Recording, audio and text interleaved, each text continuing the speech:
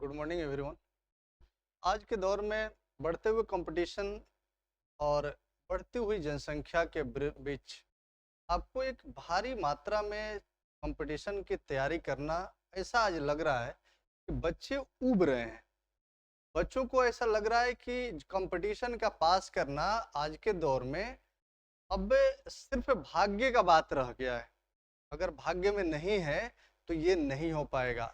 नहीं, आज के दौर में जो कंपटीशन है वह भाग्य नहीं, वह सिर्फ एक नंबर का गेम है। आप समझो कि अगर आपके नंबर कट ऑफ अगर 110 आता है, किसी एग्जाम का मैं एक एग्जाम्पल ले रहा हूँ। अगर कट ऑफ 110 है और आपको 109 नंबर आया तो आप इस एग्जाम से आउट हो जाएंगे, और यह भाग्य की वजह से नहीं, आपके नंबर कम आने की वजह से हुआ है। आप निश्चिंत होकर के तैयारी करें। तैयारी करने का जो पैटर्न है, जो सिलसिला है, जो डेटा है, इस तरह से तैयारी करने का एक ढंग होना चाहिए, उससे बच्चे अलग हट रहे हैं। आज अगर आपने देखा होगा, जब भी नोटिफिकेशन आता है उसमें स्पष्ट रूप से लिखे रहते हैं कि इस परीक्षा में पूछे जाने वाले सभी प्रश्न एनसीईआरटी पैटर्न पर आधारित होंगे। फिर भी हम तरह तरह के गाइडों का उपयोग करते हैं, तरह तरह के चीज़ों को पढ़ते हैं, जबकि जो गाइड भी लिखा होता है ना, तो वहाँ पर स्पष्ट रूप से लिखे होते हैं कि इसमें जो प्रयुक्त डेटा है, इसमें जो तथ्यों को लिया गया है, वो सभी के सभी तथ्य एनसीईआरटी से लिए गए हैं। तो आपको ये सोचना चाहिए कि जब सब कुछ एनसीईआरटी पर ही निर्धारित है, सब कुछ वहीं पर डिपेंड है, तो आपको निश्चित रूप से एनसीईआरटी को एक बार पढ़ना चाहिए। आज के दौर में, आज अगर 2023 में अगर एग्जाम देने का आप प्लान कर रहे हैं, तो इसमें दो तरह के एस्पायरेंट हो सकते हैं। एक वैसा एस्पायरेंट है जो बिल्कुल फ्रेश हैं, नए हैं, जिन्होंने अभी तक किसी एग्जाम का तैयारी नहीं किया है, या तो ये अभी अंडर ग्रेजुएट हैं, अभी ग्रेजुएशन के दौरान है, या अभी +2 हैं, इंटरमीडिएट में पढ़ रहे हैं, या मैट्रिक पास करके अभी अभी कंपटीशन का तैयारी करना शुरू किए। कंपटीशन देने के लायक तो तब होंगे जब एक डिग्री प्रॉपर हो जाएगी। तो एक वे बच्चे हैं जो न्यू एस्पायरेंट है, और दूसरा वे बच्चे हैं जो कई वर्षों से लगातार तैयारी कर रहे हैं, लेकिन उनका जो सिलेक्शन है वो नहीं हो पा रहा है। तो दोनों के लिए जो स्ट्रेटजी होनी चाहिए वो अलग अलग होनी चाहिए। अगर आप मान लो कि आप इस साल एग्जाम देने जा रहे हो और अब एनसीईआरटी पढ़ने लगो, या फिर जीरो से तैयारी करना शुरू करिए, तो फिर वो आपके लिए थोड़ा सा हानिकारक सिद्ध होगा, वो आपके लिए डेंजरस हो सकता है, क्योंकि उसके लिए एक समय चाहिए। किसी भी एग्जाम का तैयारी करने के लिए प्रॉपर उसका कुछ टाइम होता है। आप उस टाइम पीरियड में आप सिर्फ और सिर्फ तैयारी करने को सोचिए। जैसे मान लीजिए कि आप किसी युद्ध में जा रहे हैं, तो युद्ध के लिए पहले तैयारी करनी है, फिर आप जाइए। आप सोचिए कि मैं युद्ध के लिए जाऊंगा तो साथ में रास्ते से 2-4 हथियार खरीद लूंगा, ऐसा संभव नहीं है। आपको जब भी एग्जाम की तैयारी करनी है तो वार लेवल पर करनी है। इसके लिए आपको स्ट्रेटजी की जरूरत है, और ये जो स्ट्रेटजी है वह कुछ दिनों के लिए, अब आप, यह चीजें आप पर डिपेंड कर रही हैं कि आप किस तरह की तैयारी करना चाह रहे हैं।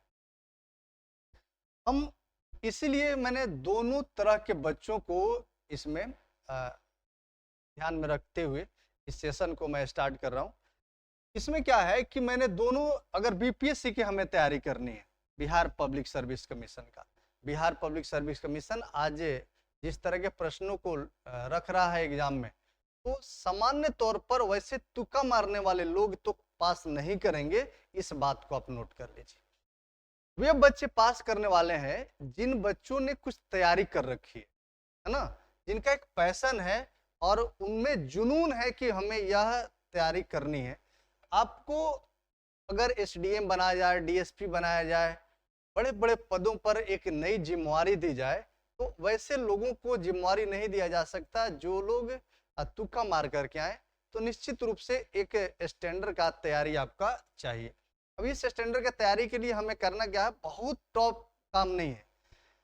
बीपीएससी का एग्जाम क्वालिफाई करना या इससे अलग आप कोई भी एग्जाम क्वालिफाई कर रहे हैं, किसी भी एग्जाम में बैठ रहे हैं, तो इसके लिए बहुत माथापच्ची करने की जरूरत नहीं है। यह सब के सब सिर्फ नंबर का गेम है, कोई भाग्य का चांस नहीं है। नंबर का गेम कैसे है कि आपको एक एक नंबर निकालना है। कैसे हम इसमें से ले पाएंगे, एग्जाम के दौरान किस तरह से हम एग्जाम में टाइम मैनेजमेंट करेंगे, किस तरह के डाटा का हम पढ़ाई करेंगे, किस तरह के डाटा का इवैल्यूएशन करेंगे, किस तरह का डाटा कब पढ़नी है, इसकी एक प्रॉपर जब तक जानकारी आपके पास नहीं होगी, आप एग्जाम पास नहीं कर पाएंगे। आप कितना भी दिन एग्जाम का तैयारी कर लीजिए। हमने सामान्य तौर पर ऐसा देखा है कि जब बच्चे मैट्रिक पास करके आते हैं शहरों में, तो शहर में आते ही जो उनके सीनियर्स हैं, जो पहले से 10, 12, 15 साल से तैयारी कर रहे हैं, उनके सानिध्य में आकर के और वे राय ले लेते हैं कि भैया हमें क्या करना चाहिए, और वो समझा देते हैं। जो वे करते आए हैं वहीं कि तुम ये पढ़ लो, तुम वो पढ़ लो, एक मैथ का कोचिंग पकड़ लो, तुम लुसेंट का किताब रट लो, फिर तुम पास कर जाएगा। आप नोट कर लीजिए कि जिस तरह से आपको यह गाइड करने वाले भैया ने 15 साल तक तैयारी की है, ठीक उसी तरह से जो नई जो जनरेशन है, जो नया बच्चा है, जो अभी अभी तैयारी करना स्टार्ट किया है, अगर उन चक्कर में पड़ता है तो निश्चित रूप से उसको भी 10-15 साल तैयारी करनी पड़ेगी, और फाइनली वो किसी अच्छे पदों पर नहीं जाकर, अगर खूब जुझारू है तो किसी सामान्य पदों पर वह जा सकता है। लेकिन अगर एक स्ट्रेटेजिकल वे में तैयारी किया जाए तो इसके लिए आपको एक समय सीमा निर्धारित करनी है। जैसे मान लीजिए कि आप इंटरमीडिएट के दौरान से तैयारी करना शुरू करें, तो आपके पास इस एग्जाम को क्वालिफाई करने के लिए आपके पास कुल 5 वर्षों का टाइम है। इसके अतिरिक्त अगर आप मान लीजिए कि अंडर ग्रेजुएट हैं, आपने इंटरमीडिएट की परीक्षा पास कर ली है, तो निश्चित रूप से आपको जो तैयारी के लिए जो समय मिला है, अगर आप अंडर ग्रेजुएट हैं तो अंडर ग्रेजुएट के दौरान आपको 3 साल का 3 वर्ष, और यदि आप +2 के दौरान से तैयारी करना शुरू कर रहे हैं तो आपके पास है कुल 5 वर्ष। ये काफी एनफ टाइम है।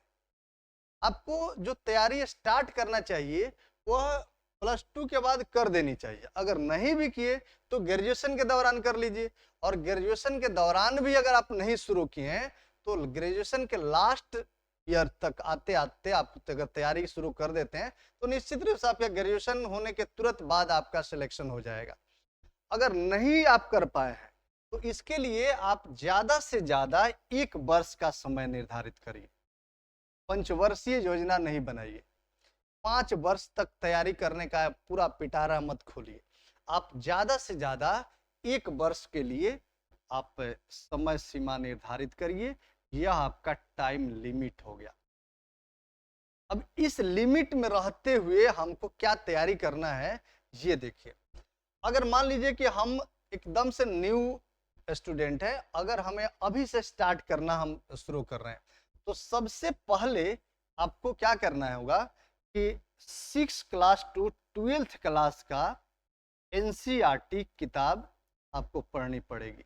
अब एनसीईआरटी में कौन सा किताब, तो इसमें एनसीईआरटी के लिए आप एक तो हिस्ट्री ले लीजिए, दूसरा पॉलिटिकल साइंस, और तीसरा साइंस। कुल मिलाकर के आपको ये जो किताब है ये सोशल साइंस कहलाता है, तो आप सोशल साइंस ले लीजिए, और इस सोशल साइंस का हिस्ट्री, ज्योग्राफी और पॉलिटिकल साइंस में ज्योग्राफी को भी शामिल कर। तो ये कुल जो 4 किताबें हैं यह आपको 6 क्लास टू 12th क्लास तक निश्चित रूप से पढ़ लेनी चाहिए।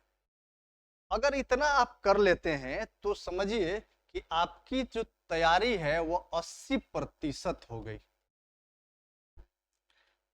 80% तैयारी का मतलब है कि आप क्वालिफाई होने के लायक हो गए, आप क्वालिफाई कर सकते हैं।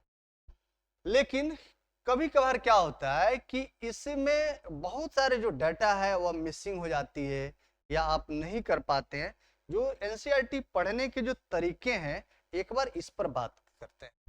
जो एनसीईआरटी है, खास सामान्य तौर पर बच्चे क्या करते हैं कि उन्होंने किताब को लिया और सीधे सीधे पढ़ना शुरू किया और फिर उसको समाप्त करके रख दिया अलग, बोला कि भैया ये हो गया। ऐसे नहीं पढ़िए, किसी भी बुक को 3 बार कम से कम पढ़िए। कैसे पढ़ेंगे? एक बार आप रीडिंग करिए। ये जो है 3 मॉड्यूल है, हम लोग 3 स्टडी मॉड्यूल पर बात कर रहे हैं। 3 स्टडी मॉड्यूल क्या है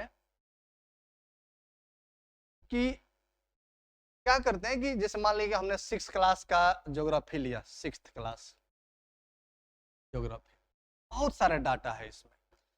तो आपने क्या किया कि इसमें पहले इसको एक नजर इसको रीडिंग किया, हमने पढ़ लिया, सीधा सीधा पढ़ रहे हैं, कुछ समझ में नहीं आया या जो आया तो आया। दूसरे जब रीडिंग में हमने दूसरे दौरान जब उसको लिया, फिर उसी किताब को मैं सेकेंड बार उसको पढ़ना शुरू किया, और जब पढ़ना किया ना तो एक हाइलाइटर या पेन लिया, और जहां जहां हमें डेटा लग रहा है कि जो भी इसमें हमारे लिए इम्पोर्टेंट है, तो इम्पोर्टेंट डाटा को, जो भी इम्पोर्टेंट हमें लग रहा है, इस डाटा को हम हाईलाइट कर रहे हैं। क्या करेंगे? हाईलाइट करेंगे। हाईलाइट करते चलेंगे या हाईलाइट करते चलेंगे या इसको अंडरलाइन करते चलेंगे। क्या करेंगे? अंडरलाइन। हमें रटना नहीं है। पहले दौर में हमें सिर्फ एक बार पढ़ गए, दूसरे दौर में हमने उस डाटा को, जो भी इंपॉर्टेंट डाटा है उसको हाईलाइट कर दिया या उसको अंडरलाइन कर दिया। इसमें तीसरा हम जो काम करेंगे, अब जो थर्ड स्टेज का तीसरे बार 3 स्टडी मॉड्यूल है, या पहले बार हम सिर्फ पढ़ते हैं, दूसरे बार उसको हाईलाइट्स करते हैं, और तीसरे बार क्या किया कि इसमें जो भी इंपॉर्टेंट डेटा है इसको हम नोट डाउन करते हैं। कहां पर? अपने नोटबुक में। जो भी हमारा नोटबुक है, इस नोटबुक में हम नोट डाउन करते हैं। जब वो जो हमारा डाटा है वो एक्चुअल डाटा है, जो आपके एग्जाम के पर्पस से काफ़ी इम्पोर्टेंट है, और वही आपके एग्जाम में पूछे जाने वाले डेटा है। तो निश्चित रूप से आप उसको, हो सकता है कि आपने एक बुक पढ़ा या एक जो टॉपिक पढ़ा, उसमें कुछ डेटा जो निकलेंगे, उसका आप एक नोटशीट बनाइए, A4 पेज पर लिखिए, और एक मान लीजिए 6 क्लास ज्योग्राफी, आपने जो भी एक फोल्डर फाइल खरीद लिया, और उसी में आप धीरे धीरे धीरे धीरे सारे के डाटा को लगा रहे हैं। तो इस तरह से एक स्टिक फाइल ले लीजिए। स्टिक फाइल में आपके साथ जो भी आप एक एक पेज करके लिखिएगा, उसको उसमें आप कंपाइल करते जाइए, वो आपका ज्योग्राफी का एनसीईआरटी का नोट तैयार हो गया। उसी तरह से आप कंटिन्यूअस करते रहिए। इससे क्या हुआ कि आप 6 class to 12th class same इसी मॉड्यूल पर आप एनसीईआरटी का काम करिए, और निश्चित रूप से आपका एक जो नोट्स तैयार होगा वो काफी गुणवत्तापूर्ण तैयार हो जाएगा। फिर आप क्या करेंगे? अब हम आए हमारे विषयों पर। मान लीजिए कि हमारे पास जो कुल विषय है, जैसे मान लीजिए कि हमने बीपीएससी का तैयारी करना स्टार्ट किया, और हमने देखा कि हमारे पास जो बुक लिस्ट है वो क्या है, हमें क्या क्या चीजें पढ़नी है। इस बुक लिस्ट में हमने क्या किया कि पहले हमारे पास एक हिस्ट्री का कंसेप्ट है, माइंड में है कि हिस्ट्री पढ़ना है। दूसरा, हमें ज्योग्राफी पढ़ना है। तीसरा में इकोनॉमिक्स पढ़ना है। फिर पॉलिटिकल साइंस पढ़ना है। पांचवा, हमें साइंस पढ़ना है। जब भाई अब साइंस जो है ना, उसको 3 कैटेगरी में हम बांट लेंगे। साइंस का 3 कैटेगरी, एक फिजिक्स हो गया, फिजिक्स, दूसरा केमिस्ट्री हो गया, और चौथा जो तीसरा है हमारा, वो हमारा बायोलॉजी। तो कुल मिलाकर के साइंस के 3 सब्जेक्ट। अच्छा, आप सिविल सर्विसेज का तैयारी कर रहे हैं तो आप सामान्य तौर पर आप बेसिक साइंस को पढ़िए पहले, फिर उसके बाद कुछ साइंस टेक के भी चीजें होती हैं ना, जो साइंस टेक या खास करके यूपीएससी के जो बच्चे तैयारी कर रहे हैं, जो संघ लोक सेवा आयोग में जाना चाह रहे हैं, उनके लिए यह काफी इंपॉर्टेंट है। हालांकि बिहार पब्लिक सर्विस कमीशन में भी इस तरह के प्रश्न पूछे जा रहे हैं।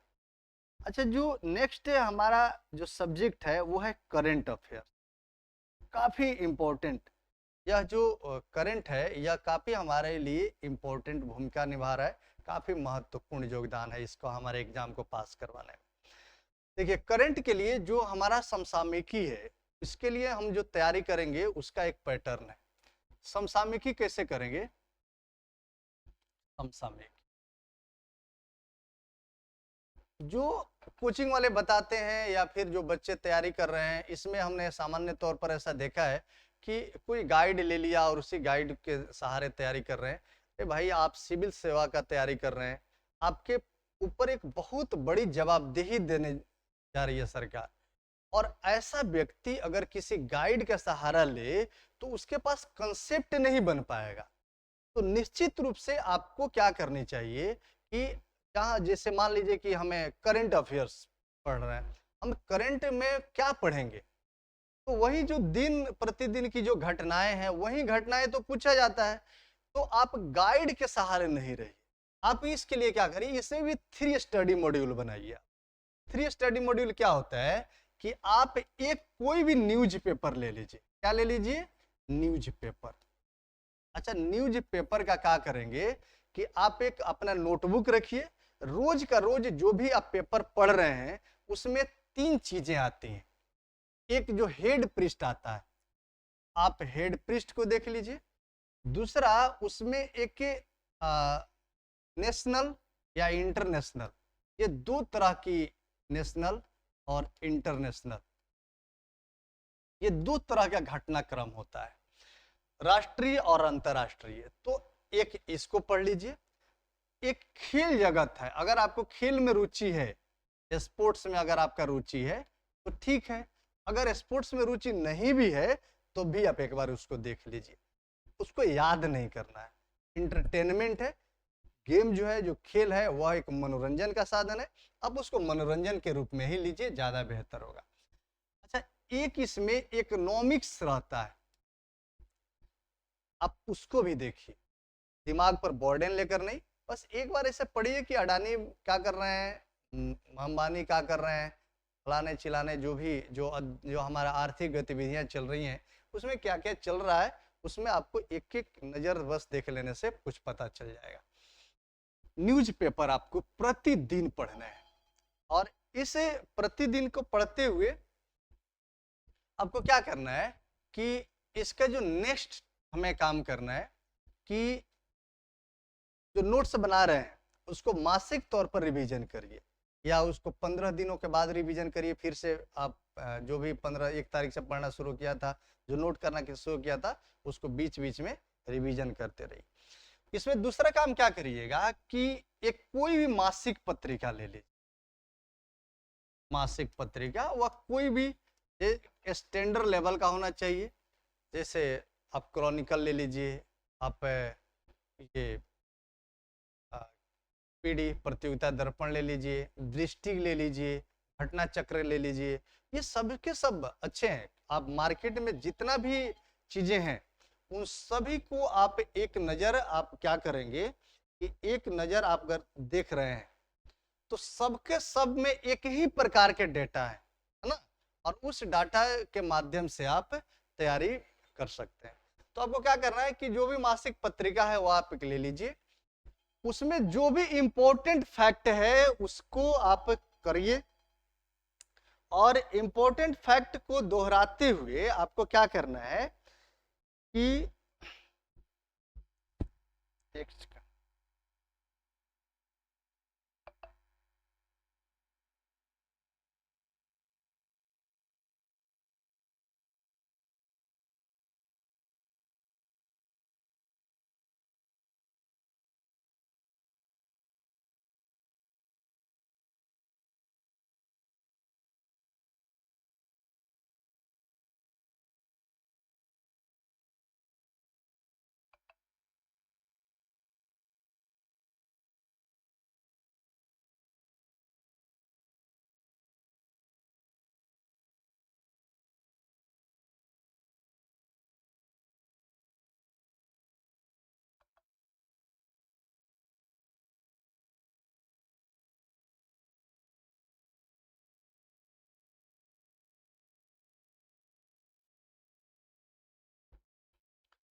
तो मासिक पत्रिका ले लेना है। क्या करना है इसमें आपको कि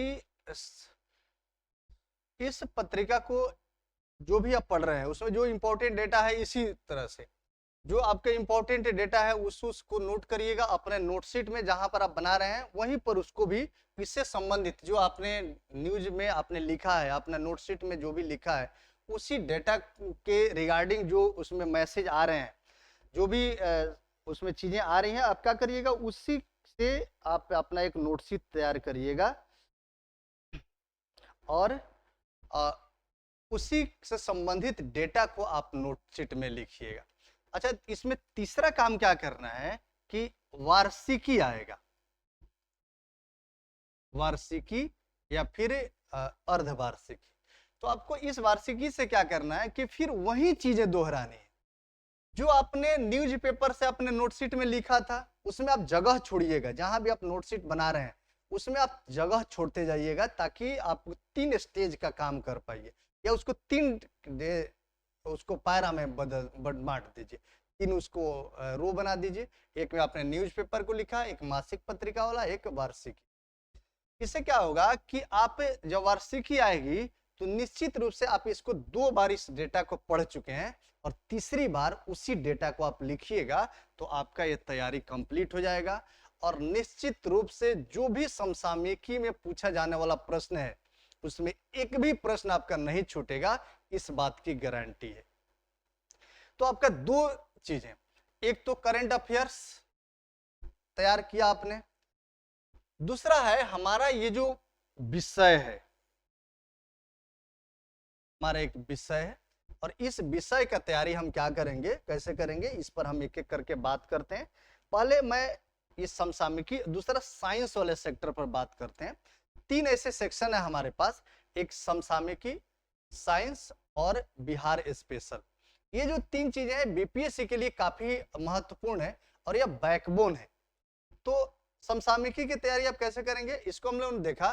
दूसरा साइंस को लेकर के बहुत बच्चों में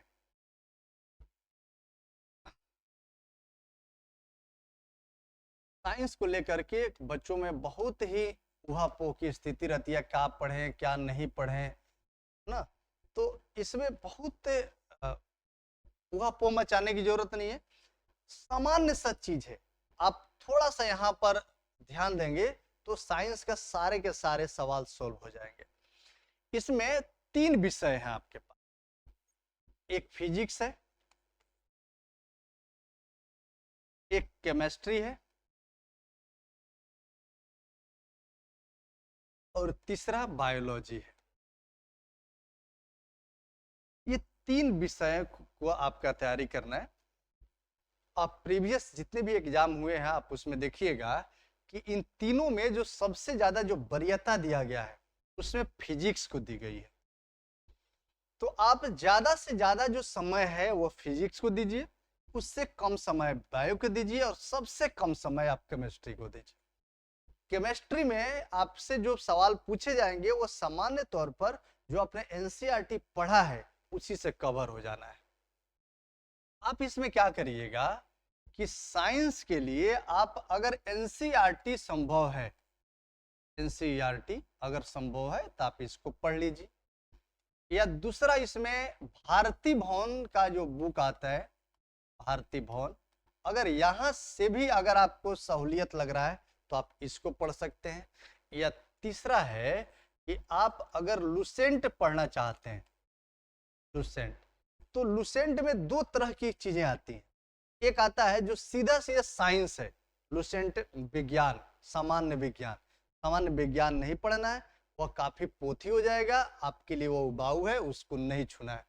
आपको क्या करना है कि जो सामान्य अध्ययन वाला जो सेक्शन में, जो लुसेंट के जो लास्ट वाला सामान्य अध्ययन का जो सेक्शन है, उस सेक्शन में जो साइंस का 25-30 पेज का जो साइंस है उसी में आपका फिजिक्स, केमिस्ट्री और बायो तीनों ही है।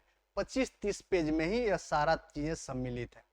आप उसी पेज को रिपीटेडली 3 बार पढ़िए, 3 टाइम्स। क्या करना है, इसको रिपीटेडली 3 बार पढ़ना है। 3 बार अगर आप इसको पढ़ लेते हैं तो निश्चित रूप से आपका एक भी क्वेश्चन बीपीएससी में जो पूछा जाने वाला है वो नहीं छूटेगा। कैसे नहीं छूटेगा? देखिए, फिजिक्स में जितना भी आपका इकाई से संबंधित प्रश्न है वो, या उसमें जो चीजें लुसेंट में बहुत सारा जो माइनोटली जो पूछे जाते हैं सवाल, जो बेसिक एनसीईआरटी से लिए गए हैं, वह सारा के सारा यहाँ पर संग्रह करके रखा गया है। आप उसको पढ़ लीजिए, इससे ज्यादा साइंस पढ़ने की जरूरत नहीं है। तो इस तीनों विषयों के लिए जो मेरा सुझाव होगा कि आप एक तो एनसीईआरटी ये आप पढ़ लीजिए, या भारती भवन को पढ़ लीजिए। भारती भवन पब्लिकेशन है, इसकी बुक बहुत ही अच्छे ढंग से लिखे गए हैं, आप इसको पढ़ सकते हैं। या दूसरा आपके पास विकल्प है कि आप लुसेंट उठाइए, और लुसेंट का जो सामान्य अध्ययन का है, सामान्य अध्ययन, इसका जो लास्ट साइंस का पेज है, लास्ट साइंस पेज, साइंस वाला पेज, इसी साइंस वाले पेज को आप 3 टाइम्स, ये 3 स्टडी मॉड्यूल पर इसको पढ़िए।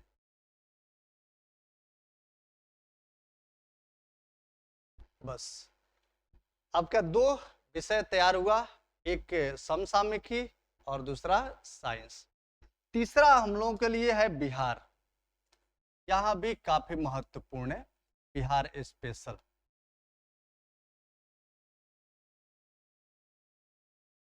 बिहार स्पेशल, जब बिहार स्पेशल के लिए हम क्या करेंगे कि कोई भी एक किताब स्टैंडर्ड आप ले लीजिए, जैसे इम्तियाज अहमद जी का है, या केबीसी नैनो का है, या बहुत सारे उपकार प्रकाशन का है, तो इसमें अच्छे से एलेबरेट किया हुआ है ना, तो आप वहां से ले लीजिए। या फिर जो हमारा चैनल है, यहाँ पर बिहार स्पेशल कुछ चीजें दी गई हैं, आप यहाँ से भी इसको पढ़ सकते हैं। तो बिहार स्पेशल में हम कोई भी किताब ले लें, वो केबीसी नैनो हो या फिर इम्तियाज अहमद का, ये दोनों में से कोई किताब आप ले लीजिए, उपकार प्रकाशन का ले लीजिए।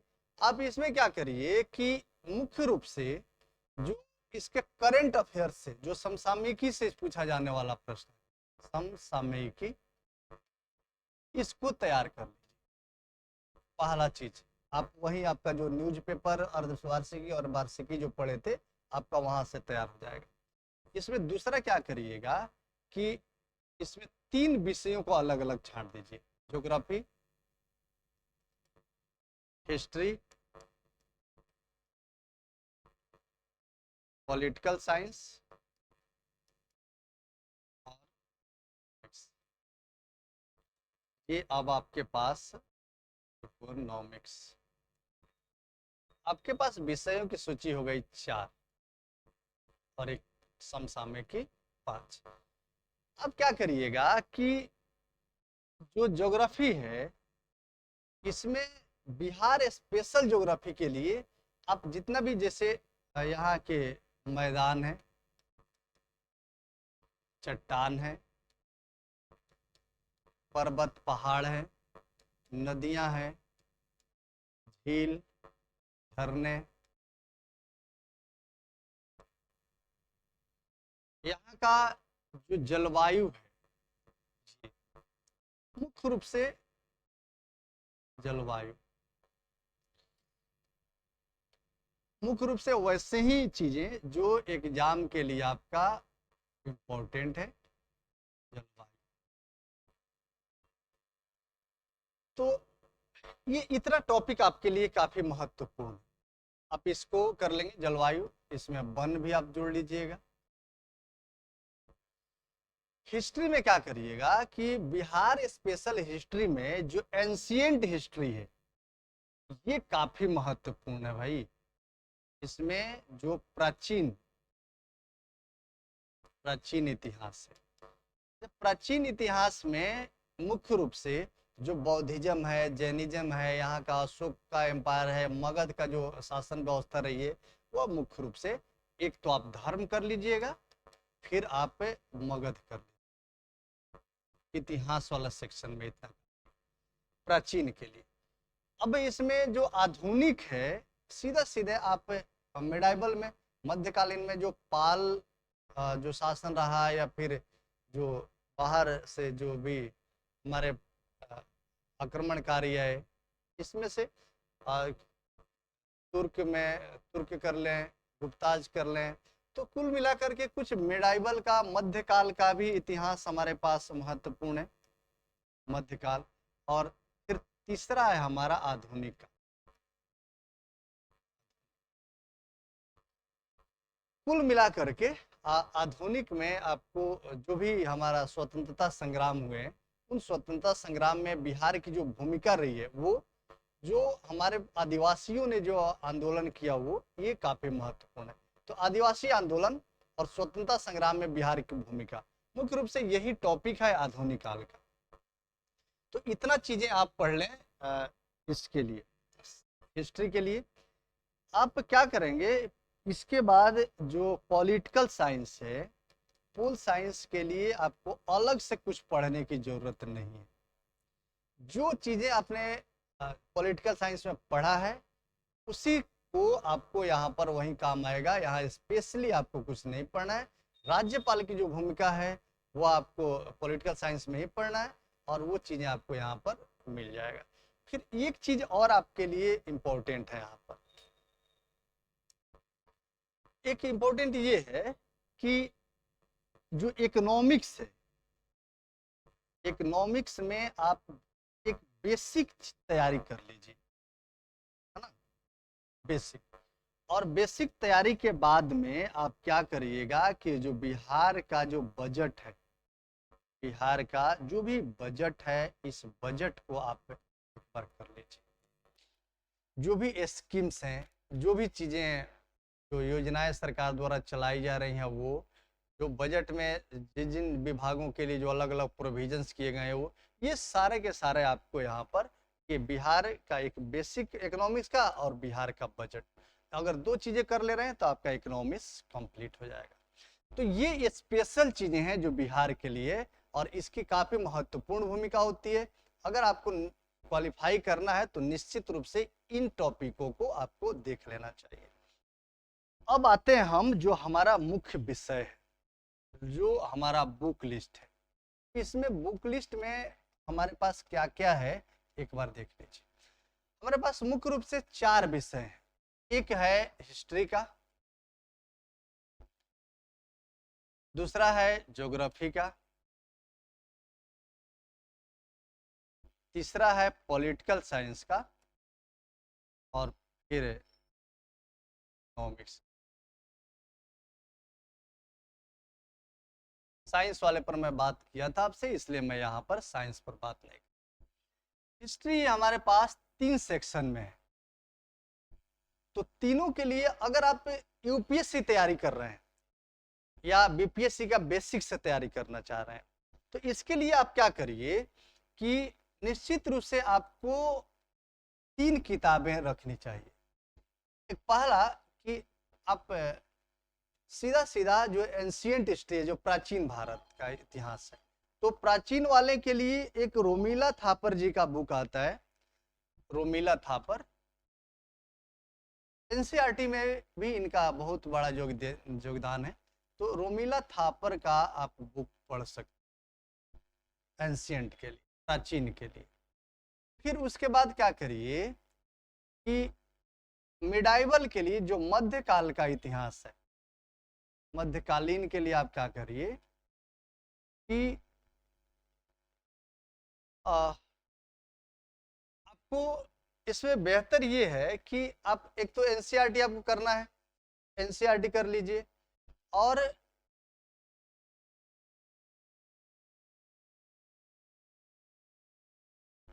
एनसीईआरटी के साथ में जो लुसेंट वाला जो सेक्शन है ना, जो मिडाइवल का जो लुसेंट वाला सेक्शन है, वो काफी बेहतर तरीके से लिखे गए हैं, आप वहां से कर लीजिए।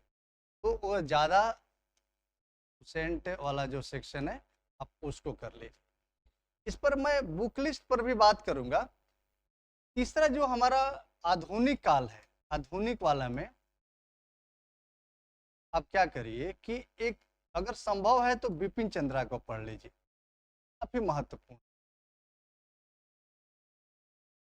बिपिन चंद्रा का। और इसके अतिरिक्त आप अगर समय दे रहे हैं तो आप स्पेक्ट्रम पढ़ लीजिए, स्पेक्ट्रम का जो आधुनिक भारत है आप उसको पढ़ लीजिए, काफी महत्वपूर्ण है। अगर उतना आप कर लेते हैं तो निश्चित रूप से आपको अलग कुछ करने की जरूरत नहीं।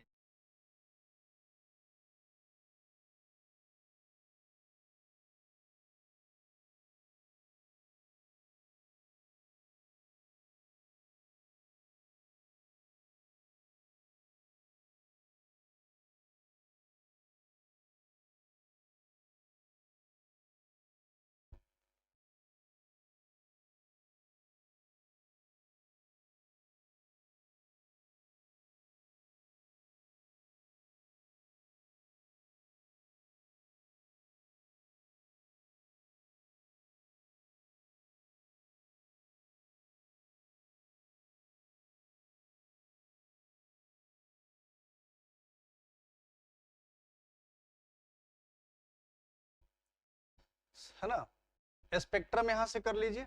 अच्छा, दूसरा जो चीजें हैं यहाँ पर जो पॉलिटिकल साइंस है, इसके लिए आप एम लक्ष्मीकांत को ले लीजिए।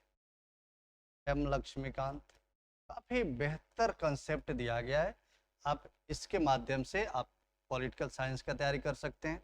और तीसरा जो इकोनॉमिक्स है, इकोनॉमिक्स के लिए आप एक रमेश सिंह का बुक है, आप इसको ले लीजिए।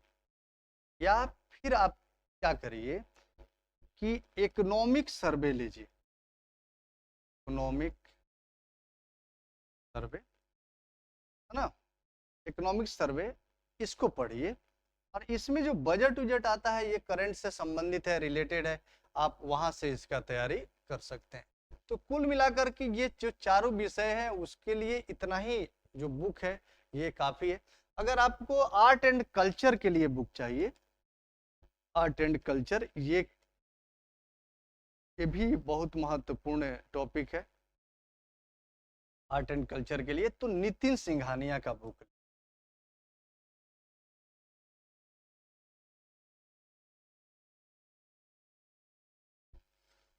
तो यही आपका बुक रहेगा जो एनफ है। आप निश्चित रूप से अगर इतना तैयारी आप करते हैं, इसके लिए आप क्या करिए कि आप समय सीमा अपना तय करिए, अपना एक स्ट्रेटजी बनाइए और उस स्ट्रेटजी में 1 वर्ष के लिए आप स्ट्रेटजी बनाइए। किसी भी आप एक कोचिंग संस्थान को ज्वाइन कर लीजिए, नहीं भी ज्वाइन कर रहे हैं तो आप ऑनलाइन टीचिंग ले सकते हैं, ऑनलाइन गाइडेंस ले सकते हैं और इसके माध्यम से आप एक बेहतरीन वे में आप परफॉर्म कर सकते हैं। 1 वर्ष के तैयारी के दौरान आप प्री प्लस मेंस ये दोनों का तैयारी करिए। ऐसा नहीं कि पहले हम पीटी की तैयारी कर लेंगे फिर मेंस का तैयारी करेंगे, ऐसा नहीं करेंगे। पहले प्री मेंस, ऐसा नहीं, आप प्री और मेंस, प्री कम मेंस, आप दोनों का तैयारी करिए। आप डिस्क्रिप्टिव तैयारी करिए, जो भी नोट्स आप तैयार करिए, जो भी आप लिखिए, जो भी आप विषय जो भी हमने बुकों को बताया है, आप उस विषयों को जब भी आप पढ़ रहे हैं तो आप उसमें वही 3 स्टडी मॉड्यूल को लागू करिए। पहले एक बार पढ़ जाइए, फिर दूसरी बार आप हाइलाइट्स करिए, उसको अंडरलाइन करिए और फिर तीसरी बार उसको नोट्स बनाइए। नोट्स बनाने के बाद में आप क्या करिए कि राइटिंग प्रैक्टिस करिए। जो भी उसमें प्रश्न दिए गए हैं एनसीईआरटी के लास्ट में या जो बुक में के लास्ट में जो प्रश्न दिए गए हैं उसको लिखने का प्रयास करिए। आप अपने दोस्तों को दिखाइए। नहीं संभव है आप हमारे टेलीग्राम से जुड़ सकते हैं। आप टेलीग्राम का लिंक आपको डिस्क्रिप्शन में दे दिया जाएगा। आप वहां पर उस टेलीग्राम के माध्यम से आप अपने जो भी राइटिंग आपने किया है उसको आप अपलोड करिए। हमारी जो टीम है वह उसको देखकर चेक करेगी। चेक करने के बाद आपको उसका जो भी फीडबैक है उसको बताया जाएगा। तो आप वो कर सकते हैं। इसका जो नोट्स तैयार करिए उसमें 2 तरह के नोट्स तैयार करिए। एक तो डिस्क्रिप्टिव नोट्स तैयार करिए और साथ में उसी के किनारे, जैसे मान लीजिए कि ये हमारा पेज है तो इस पेज में आप एक यहाँ पर प्री फैक्ट्स बना दीजिए, पीटी फैक्ट्स, और आप यहाँ पर जो भी नोट्स अपना तैयार कर रहे हैं यहाँ पर नोट्स तैयार करिए और यह इसको पीटी फैक्ट्स बना दीजिए, ताकि जब आपका एग्जाम जब प्री देना हो तो आप यहाँ पर एक नज़र इसको पढ़िए, फिर आपका ये सारा का सारा तैयारी हो। तो कुल मिलाकर के यही आपका जो शेड्यूल रहेगा, और इस तरीके से अगर आप तैयारी करते हैं तो एक साल काफ़ी इनफ है। अगर आप अंडर ग्रेजुएट हैं या आप इंटर में पढ़ रहे हैं या ग्रेजुएशन के दौरान हैं या ग्रेजुएशन पास कर गए हैं, आप जीरो से स्टार्ट करना चाह रहे हैं, तो आप इसी मॉड्यूल को फॉलो करिए। निश्चित रूप से आपको कहीं जाने की कहीं जरूरत नहीं है। यह जितना भी चीज़ें जो आप देख रहे हैं, इतना आप देख रहे हैं कि ये बहुत टफ है, ये नहीं हो पा रहा है, बहुत कठिन सवाल पूछे जा रहे हैं, ये सारा का सारा समस्याओं का सॉल्यूशन यही है। आप एक बार इस सॉल्यूशन को आप अपने पर अप्लाई करके देखिए, निश्चित रूप से आपको सफलता मिलेगी। जो लोग अभी तैयारी कर चुके हैं और इस साल एग्जाम देने जा रहे हैं, उनके लिए मेरा सुझाव ये होगा कि जो हम लोगों ने यहाँ पर जो पढ़ा है एनसीईआरटी, अब वो छोड़ दीजिए। अब आप जो बिहार जो समसामयिकी है, इस समसामयिकी पर एक बार फोकस करिए। यहाँ से अगर आपको समय अब तो रहा नहीं, अब 69th बीपीएससी देने जा रहे हैं, नेक्स्ट बीपीएससी के लिए इसी को फॉलो करिएगा। लेकिन इस बार जो देने जा रहे हैं आप 2023 का जो 69 देने जा रहे हैं, इसके लिए आप कोई भी एक वार्षिकी ले लीजिए और इसको रिपीटेडली 3 स्टडी मॉड्यूल को फॉलो करिए, यहाँ से ये आपका कवर होगा। दूसरा जो चीज है, ये जो आपका साइंस वाला सेक्शन है, साइंस काफी महत्वपूर्ण है, और साइंस में आप इसी 25 पेज को आप रिपीटेडली 10 बार 5 बार जो भी आपसे संभव है तो आप एक बार पढ़ जाइए। और जो तीसरा चीज है वो है आपका बिहार स्पेशल। ये बिहार स्पेशल जो सवाल है वह आपसे निश्चित रूप से पूछा जाएगा, तो आप इसको इस विषयों में बांट करके आप इसको तैयार कर लीजिए। कोई भी समस्या हो तो आप हमारे जो भी नंबर है आप उस पर कॉल कर सकते हैं, व्हाट्सएप कर सकते हैं, या फिर जो टेलीग्राम है आप उस पर, उस चैनल पर भी आप अपना आंसर लिख सकते हैं। कोई समस्या हो आप कमेंट सेक्शन में लिख करके मुझे बताइएगा, मैं यथासंभव आपसे कम्युनिकेशन करने का प्रयास करूंगा। अगर आप ऑफलाइन क्लास लेना चाहते हैं, अगर आप कोचिंग क्लास लेना चाहते हैं, तो आप हमारा जो ब्रांच है वो मोतिहारी के चंदमारी चौक पर स्थित है। आप ICS IAS एकेडमी में, आप चंदमारी चौक पर ICS IAS एकेडमी आ सकते हैं, या आप हमसे संपर्क करने के लिए 9473090300 पर आप कांटेक्ट कर सकते हैं।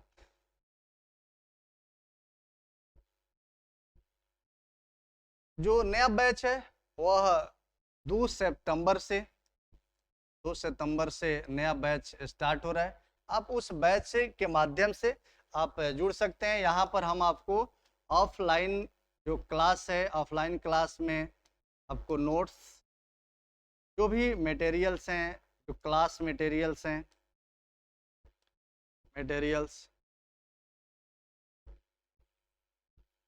प्रतिदिन क्लास, इसके अलावा जो हम लोग क्लास में तैयारी कर रहे हैं, इसका टेस्ट ये 2 तरह के हैं। एक क्विक टेस्ट है जो प्रति रोज होता है 7 क्विक टेस्ट, और एक है जो वीकली टेस्ट है जो साप्ताहिक होता है। तो इस तरह से आप ऑफलाइन क्लास में भी जुड़ करके आप अपनी सफलता को सुनिश्चित कर सकते हैं। फिर कोई समस्या हो तो आप हमें कांटेक्ट करिए। तब तक के लिए जय हिंद।